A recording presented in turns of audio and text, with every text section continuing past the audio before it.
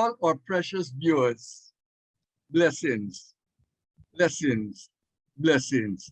Shalom and plenty love from us. Welcome to Choices.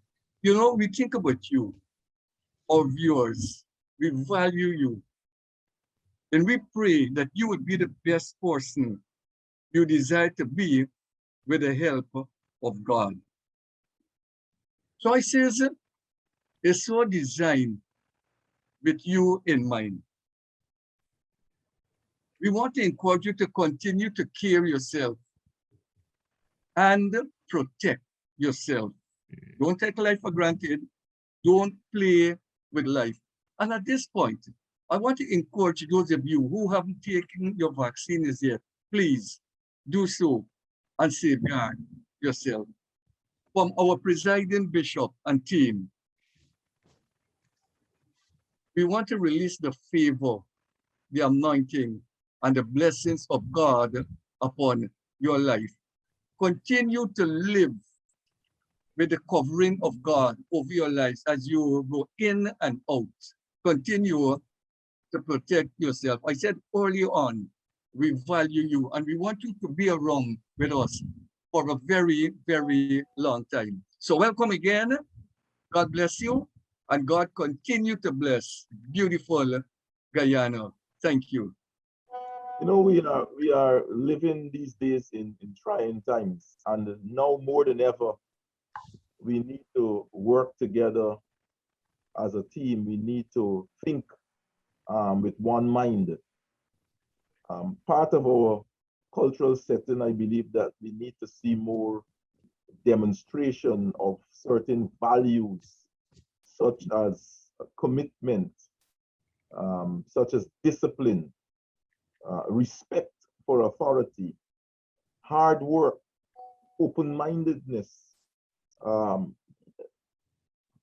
compassion, love for one another, being able to show that concern and care for each other as we move forward. In any trying circumstances or situations, people cannot afford to be at abeyance. They cannot afford to be, disjointed. And now as a nation more than ever, we need to see people demonstrating these core values, if you will, and making these core values deeply ingrained in part as part of our cultural setting. As we attempt to reopen schools, of course, the stakeholders, while people may have concerns, it is important for us to understand what is at hand. We have on one hand persons that are dying, and on the other hand, persons are not being educated. Think about at the two ends of the continuum, we have that. And think about the continuum beginning to close towards the center. In that kind of scenario, it will lead to a collapse. People continue to die and people are not educated in the same context. And so it is important for us to demonstrate these values as we seek to advance this nation.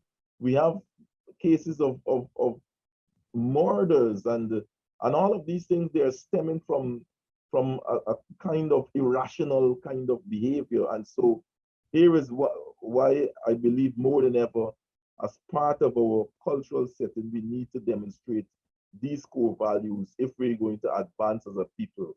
Commitment, dedication, discipline, hard work, teamwork. These things are fundamental if we're going to advance as a nation and not fight among ourselves when we are in such a crisis. Gentlemen. Dr. Hudson, you mentioned a set of values, including respect. Respect for oneself, respect for your neighbor, respect for authority, respect for the need for us to live in a cohesive environment. You know, I last night, I happened to look at the video that I didn't get a chance to look at the entire video, but it was a live discussion coming out of Jamaica, dealing with home care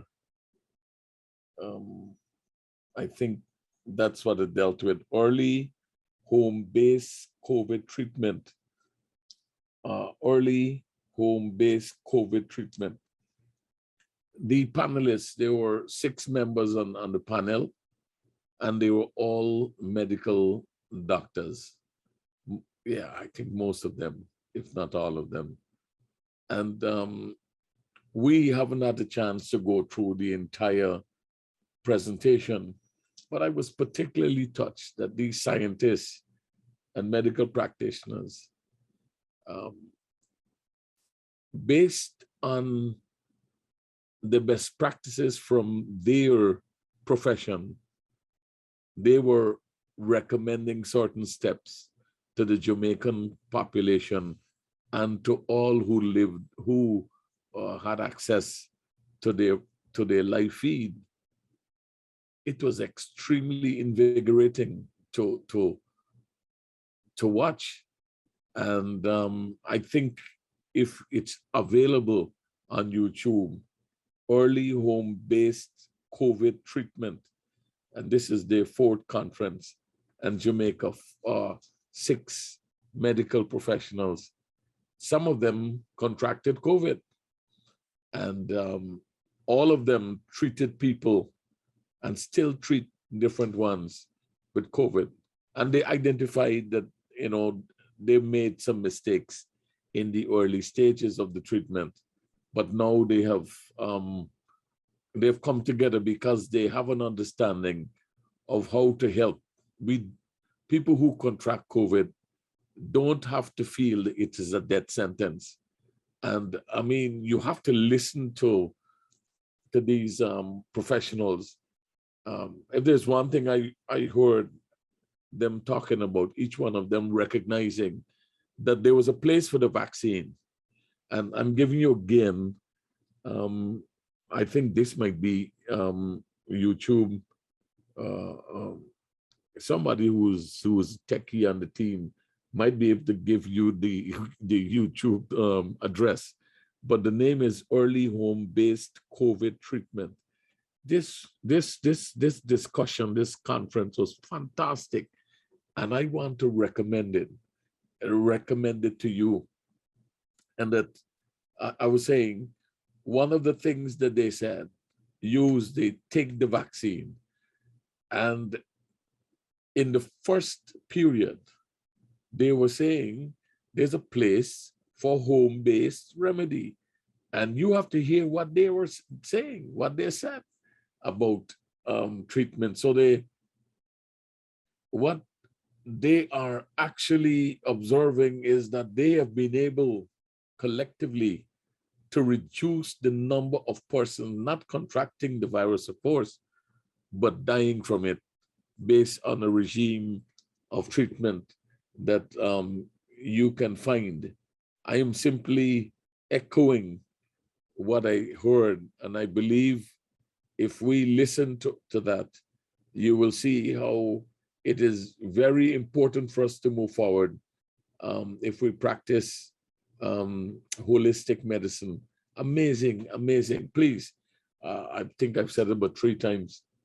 Look at it yourself, and let us do all the other things. They haven't interfered with any of the protocols like wearing a mask and social distancing and cleaning your hands and so on, but they have recommended certain important steps, and each one of them said vaccination was important. As we advance as a people, as we go through, I heard one young, they're all young medical professionals said, when you are in a war, you don't use one strategy. You have to use a combination of strategies depending on the positioning of your enemy in order to advance your position. And so they have combined Eastern, Western, traditional medicine, and it's amazing with the kind of success they're reporting.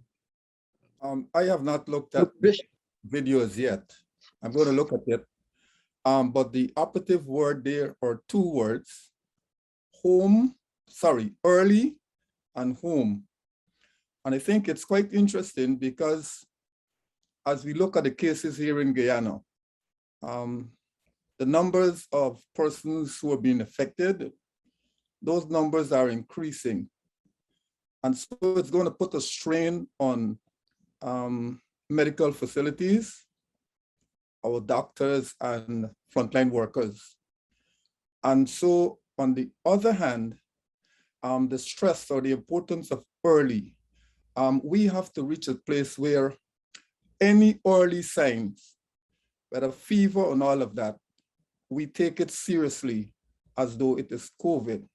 The second aspect, home remedy or home care, given the fact that medical facilities might be overwhelmed, might be threatened, here is where I want to encourage also that persons not only pay attention to early detection, but they do the necessary things at home so to prevent not just an escalation, but they prevent ultimate death as a result of COVID.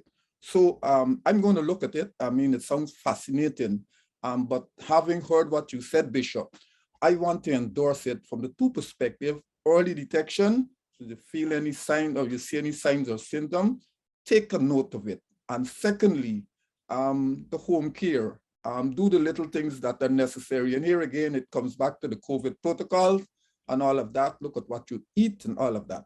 So I'm going to look at it as soon as possible. You know, when COVID started, there was no vaccine available. And I remember that I learned how to boil the fever grass with the ginger, with the turmeric, with the garlic, and create this wonderful concoction. And because there was nothing, you didn't know what to do. And I did that. I have never lost that gift nor skill. So even though I'm completely vaccinated, only a week ago, I took a portion of that same mixture.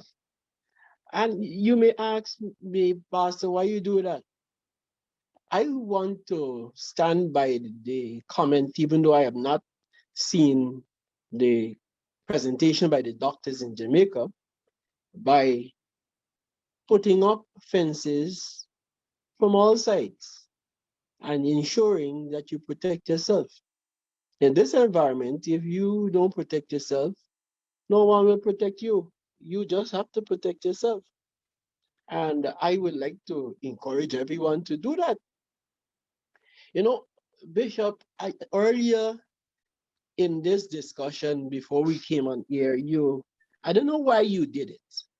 You did a random survey and you were inquiring how many years of public service we all had together.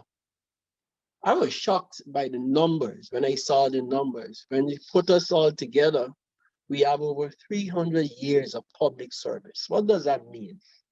We have over 300 years of interacting with people, 300 years of dealing with people problems, 300 years of dealing with challenges and difficulties in serving people and in servanthood.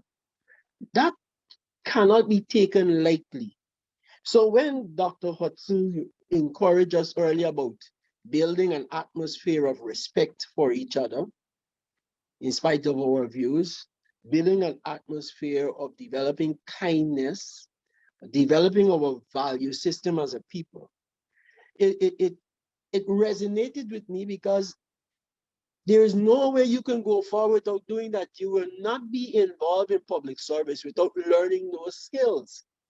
And so as we move forward, in spite of how different we may be, those skills become necessary for us to move forward as a people. We are always stronger together than apart. And while we may be of different ethnicities, different cultures, different background, even different thinking, even on the COVID matter, we have different ideas as to how this matter should be treated. That must never be allowed to divide us. As a matter of fact, we should find a way to come together. You stress, Reverend Asano, that ethnicity. I think, well, another thing, COVID is COVID. And if one becomes careless, you know, irrespective of your ethnicity, and you become COVID, you can be struck by it. And my concern goes even further. Carelessness doesn't only put you at risk, but it puts all of us at risk, those who might interface with you.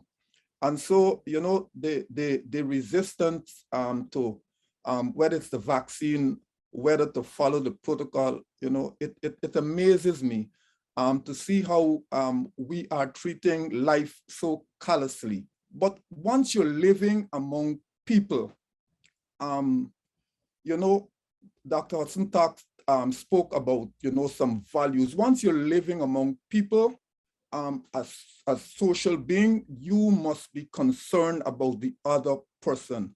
And you know, the scripture talks about being our brother's keeper. You must be so concerned that you take the necessary precautions. The whole notion of early home care and home remedies have a pivotal role to play in holistic medicine. And when we look at our norms and our values, our practices, we realize that inexpensive ingredients such as aloes, ginger, tambourine, those things were a part of every home as your parents made powerful concoctions. And it was a kind of a safety net, because for children, if you didn't get it at your parents, you got it at your grandparents.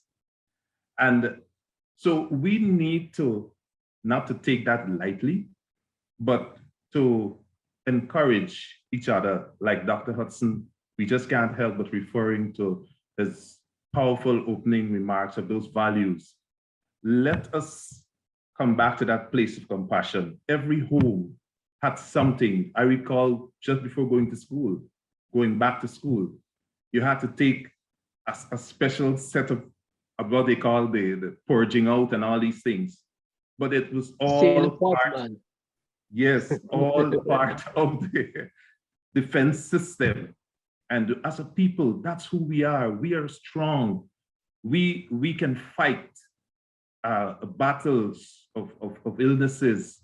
And so let's not be carried away by this thing, but let's see what we have. Let's see our core. Let's see who we are and bring those things together and fight against this disease, because the disease will go as long as we are determined to make it go. And if you're vaccinated, for example, I'm vaccinated, you know, and I think that it was the best decision for me to do. And why I bring this up is because it's important for us to consider everyone that's in the community, you know. So as a vaccinated person, I would recommend that other persons get vaccinated, but I'd also recommend that they learn and they explore those options so they understand why they're getting vaccinated.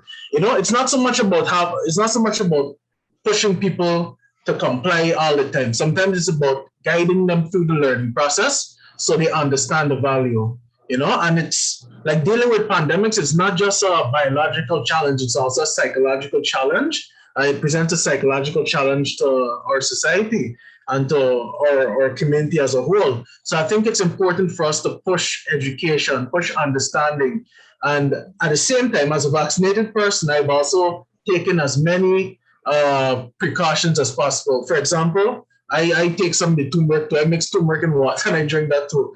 I sanitize everything, you know, based on my information. You would see me with a gun, for a gun with alcohol and all kind of things, and I spray and I sanitize. I wear a mask as much as possible because I understand that we don't know everything about what's going on right now. And as a community, as a country, we need to work together to not only protect ourselves from what's going on right now, but also ensure that there's life and growth after the pandemic. So definitely go out there and get vaccinated. And if you're not vaccinated, learn as much as you can about the process so that you could come to an understanding where you feel comfortable or at least willing enough to comply with vaccinations. What is remarkable is these Caribbean people speaking like us, understanding the nexus between science and how we live. And we are at war. The entire world is at war against a virus and its concomitant variants. It's a war. And we have to, some folks find it difficult to change. Some folks are thinking, I mean, this is where all the conspiracy theories have found fertile ground in some people's minds. But who are you hurting? You're hurting yourself. You're hurting your family. You could turn back and even hurt the community. And parents are faced around the world. I know at least one parent here on this program who was had to make the decision about sending his child back to school. And that has been done successfully. We have now come to the point where we are battling with this. And I'm listening to these physicians that this is something that we can do successfully. And we can do so by submitting to the protocols approved by governments around the world, right thinking and compassionate, and trying to figure out how to win this particular leg of this war, how to win this battle, how to win that other battle. And finally, we'll be able to declare we have won the entire war. And we want all 700,000 plus Guyanese to be alive and healthy at the end of this whole process. So we have to do what we have to do. And we are encouraging you to do so irrespective of who you are, brethren. Let us be safe. And we are encouraging you to look at that particular tape on YouTube. Early on, we spoke about not just respect, but we spoke about the value of life. I will never get accustomed, gentlemen, I will never get accustomed to waking up in the morning and reading the newspaper or the electronic media and seeing a story that a man killed a woman, or a woman killed a man, or neighbors killed a neighbor. I would never get accustomed to that. And it should never be normal in your life. Every inch of your body must resist that. And we have to find a way to discuss what is causing us. What is so elusive? Why can't we sit together in our communities, in our homes, and come to a conclusion? Why can't we resolve these are not new issues. Why can't we resolve these things? And we have to find a way how to deal with resolving these problems in our homes and in our communities. It's not just COVID. We are fighting many battles at the same time. Gentlemen, how do we move forward in this regard? Bishop, I personally believe one of the main issues we need to address is the whole issue, not only conflict resolution, but teaching our people and re-emphasizing the importance of the greatest commandment. The second greatest commandment Jesus left is to love our neighbors as ourselves. And that could be tied both into the COVID and how people treat with each other. You see, I'm going to use a legal definition of who's my neighbor from the case Donahue versus Stevenson. The judge was asked, who is my neighbor-in-law then? persons who are so closely and directly affected by my act that I ought reasonably to have them in contemplation as being affected when I'm directing my minds to acts and omissions which are called into question. You see, when we're thinking about loving our neighbors as ourselves, we don't just think about our direct families. We're thinking about every other person who will be affected by our actions, thinking about the young children that are looking on. We're thinking about our loved ones. We're thinking about our family members, how they're going to be affected by our decisions. And, if we have a love for our neighbors, this is not as anybody else, but as ourselves. We need to teach ourselves, I would never do that to myself. So then I shouldn't do this to my wife, or I shouldn't do this to my neighbor. I should mask up because I want to protect my own life. So I need to protect my neighbor's life. And I think love, Jesus' commandment, it's not an abstract concept, but it's real and it could be applied. And once we embrace that, it can fill any void we have as a people. And love needs to be the central pillar of our approach in everything. If we love our neighbors as ourselves, we'll not see race, we'll not see religion, we'll not see anything like that. So we need to emphasize the importance of love once again in our communities, especially amongst our men folks. This is Choices, and we will see you next week, the Lord willing. Stay safe, vaccinate. When we return, we'll be able to keep holding each other's hands. God bless you. I'm Celicia on behalf of the set, reminding you that your whole life is the sum of your choices. God bless you.